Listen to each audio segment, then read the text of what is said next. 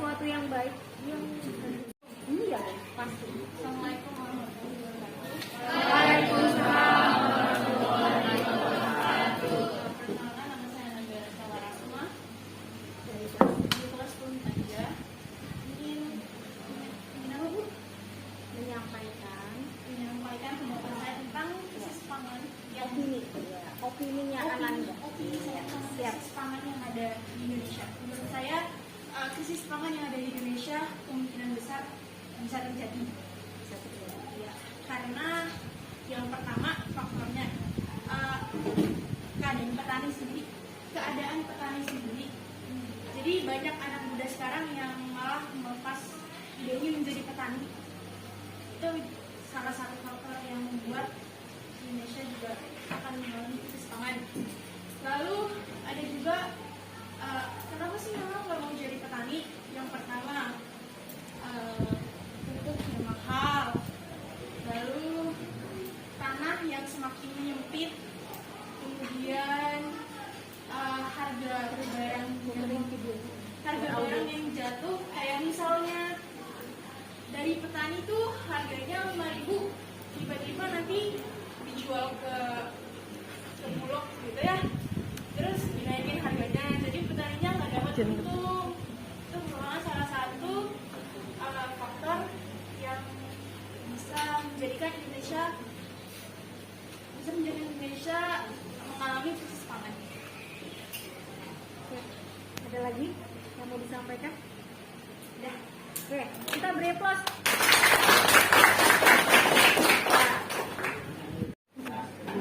Siap nggak Ananda dengan pertanyaan? Oke, dia akan jawab semampu dia, ya. Silakan. Buka maskernya dong. Ya. Tadi bilang kan kemungkinan besar kan mati dibandingkan Nama dulu nama.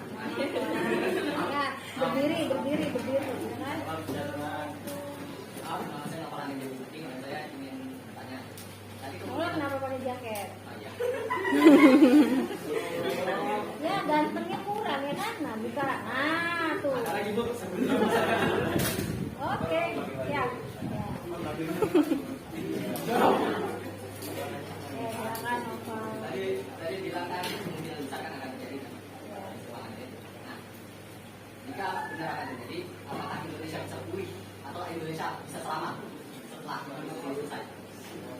Maksudnya setelah krisis selesai itu setelah dilalui, berarti ada kemungkinan Indonesia bisa melalui krisis kan? Ya, Persenan, persentase.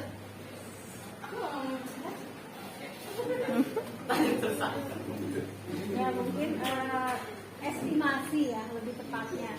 Estimasi Ananda mungkin yang disampaikan keluar ya dari krisis pangan ini dari pendapat. Ya, pastinya kan pemerintah harus menentukan dulu ya.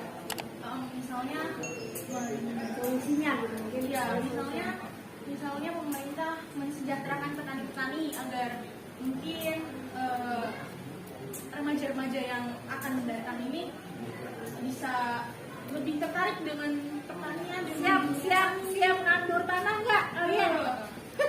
Siap pegang cangkul nggak? Hah? Siap nggak?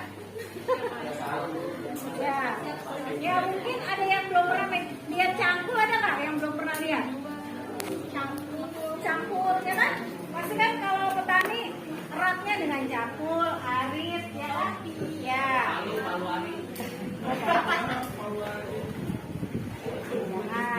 Jangan ada yang negatif lah ya.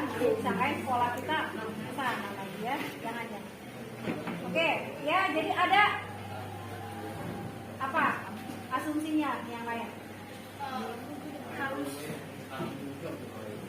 Pemerintah harus mensejahterakan petani, terus Nah caranya gimana nih mengajak pemuda-pemudi kita tertarik di dunia pertanian? Seperti apa? mungkin pertamanya dengan memberikan apa ya, pupuk gratis kan. Pupuk gratis itu Ya. Pernah dengar tanaman hidroponik?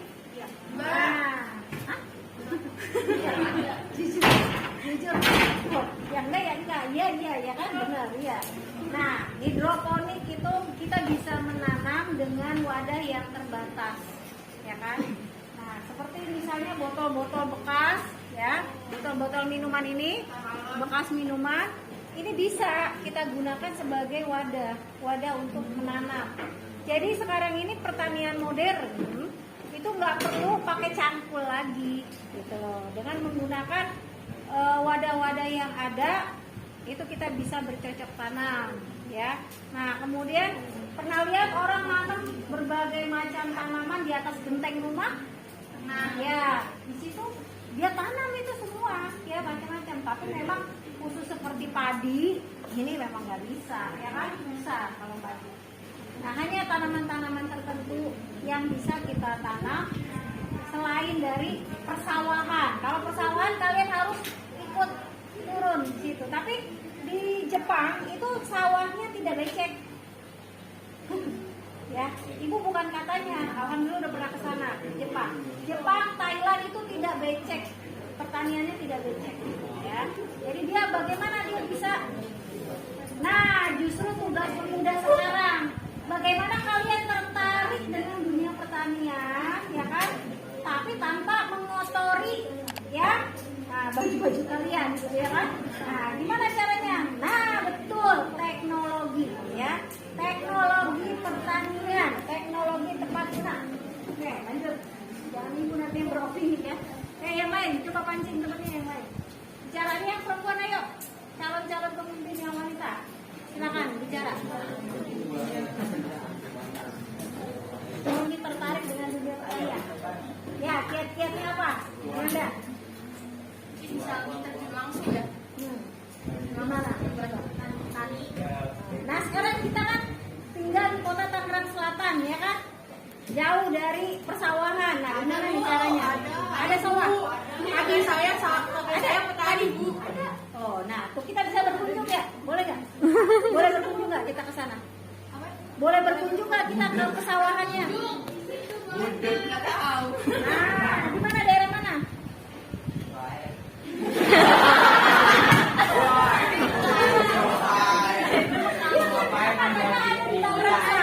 Kalau ibu sejauh ini belum lihat sawah, sawahnya, dia di mana? Di pintu air. Sawah ada? Iya, sawah kayak nanam Bukan, maksudnya padi. Oh, padi. Padi nggak ada, Ibu. Ya, persawahan itu asumsinya padi, ya kan? Nah, karena kan nanti yang namanya krisis pangan itu asumsinya adalah kebutuhan pokok, ya kan? Nah, kalau pokok pasti merujuknya ke makanan pokok. Nah, makanan pokok salah satunya untuk bangsa Indonesia itu kan beras, ya kan? Padi, beras. Nah, bagaimana nih? Gimana kita menghadapinya, ya kan? Nah, gimana boleh? Apa semua buatan Anda?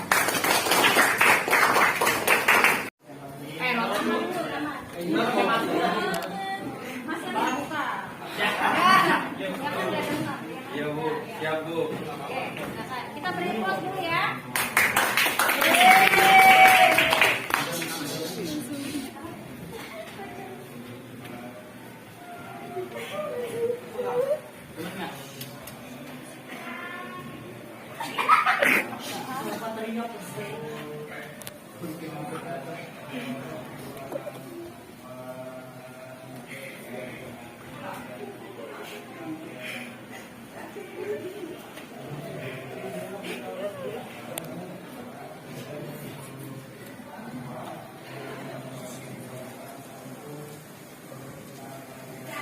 Bersih kelas.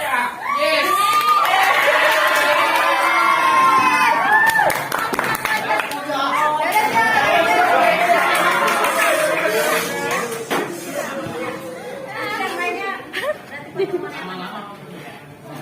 Assalamualaikum warahmatullahi wabarakatuh. Sebenarnya saya nggak tahu mau ngomong apa, tapi karena saya disuruh presentasi, jadi saya akan presentasikan tentang apa yang sudah saya tulis, yaitu mie.